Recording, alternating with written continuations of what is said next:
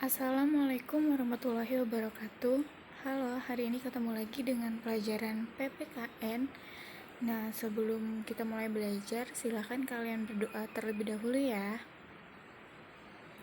Jika sudah selesai berdoa, kita langsung aja yuk bahas mengenai arti kedudukan dan fungsi Pancasila.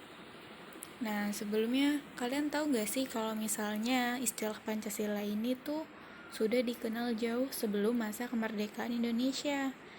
Nah, menurut Darji Darmodiharjo, Pancasila itu sudah dikenal sejak zaman Majapahit pada abad ke-14 yang terdapat dalam buku Negara Kertagama karangan Prapanca dan Sutasoma. Nah, Pancasila yang dimaksud di dalam buku Negara Kertagama ini yang berarti sebagai berbatu sendi yang 5 dan pelaksanaan kesusilaan yang 5. Apa aja sih isinya kalau di dalam buku Negara Kertagama? Nah, di sini ada 5. Yang pertama, dilarang melakukan kekerasan. Yang kedua, dilarang mencuri. Yang ketiga, dilarang berjiwa dengki.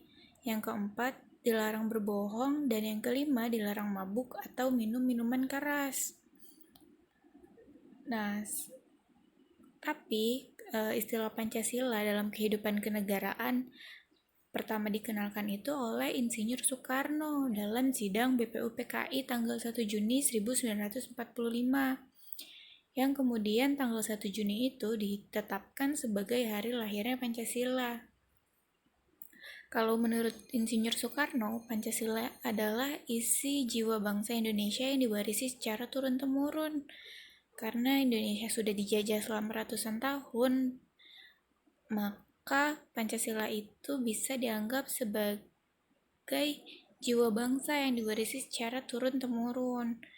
Nah, di sini Muhammad Yamin menjelaskan bahwa Pancasila berasal dari kata panca yang berarti 5 dan sila yang berarti sendi atau asas atau dasar sebagai peraturan tingkah laku yang berisi penting dan baik.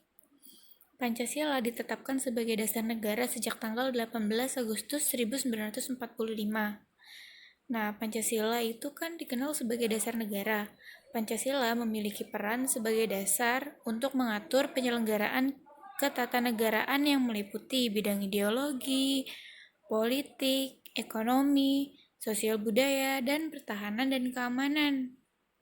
Nah, sekarang kita akan membahas mengenai fungsi dan peran Pancasila. Nah, peran dan fungsi Pancasila itu ada 7. Yang pertama, Pancasila sebagai jiwa bangsa Indonesia. Maksudnya gimana sih? Maksudnya, Pancasila itu berfungsi agar Indonesia tetap hidup dalam jiwa Pancasila yang telah ada sejak bangsa Indonesia lahir, yaitu sejak proklamasi kemerdekaan.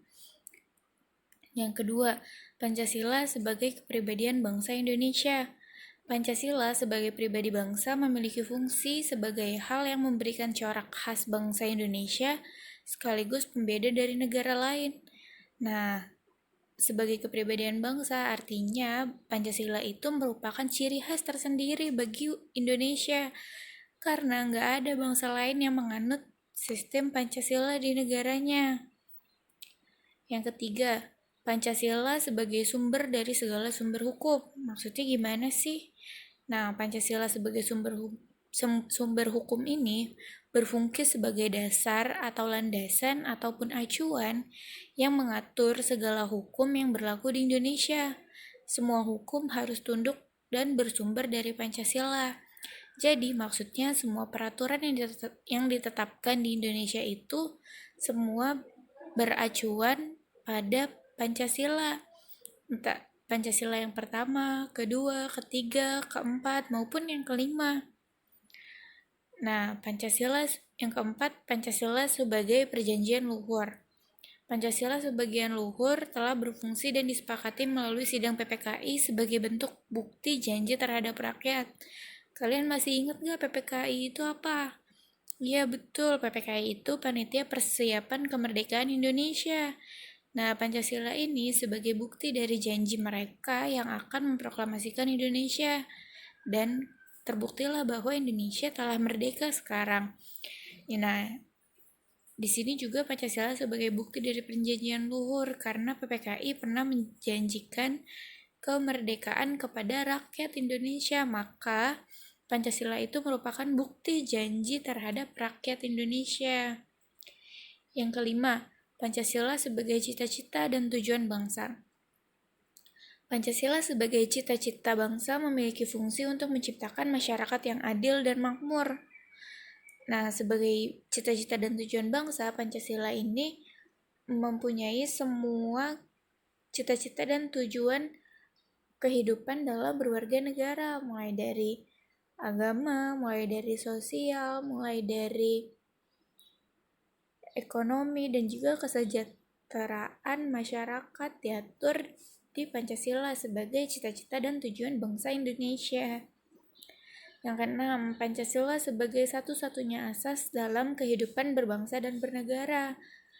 Nah, maksudnya Pancasila sebagai satu-satunya asas merupakan konsekuensi ditetapkannya Pancasila oleh bangsa Indonesia sebagai dasar negara dan juga merupakan perwujudan pelaksanaan Pancasila secara murni dan konsekuen. Maksudnya, dalam berbangsa dan bernegara, kita itu cuman punya Pancasila yang digunakan sebagai dasar atau landasan dalam berbangsa dan bernegara. Nggak bisa kita menggunakan ideologi yang lain, karena Indonesia hanya punya satu ideologi, yaitu Pancasila.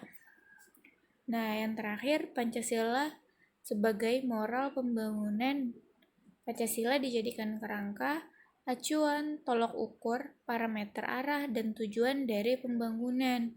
Nah, Pancasila ini digunakan nih sebagai alur atau acuan atau kerangka dalam melaksanakan pembangunan dan juga tujuan Pancasila, yaitu yang mensejahterakan kehidupan bangsa menjadi sebagai tujuan dari pembangunan. Nah, kira-kira itulah arti kedudukan Pancasila dan juga merupakan fungsi dan peran Pancasila di Indonesia. Nah,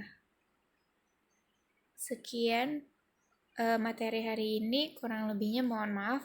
Wassalamualaikum warahmatullahi wabarakatuh. Bye-bye.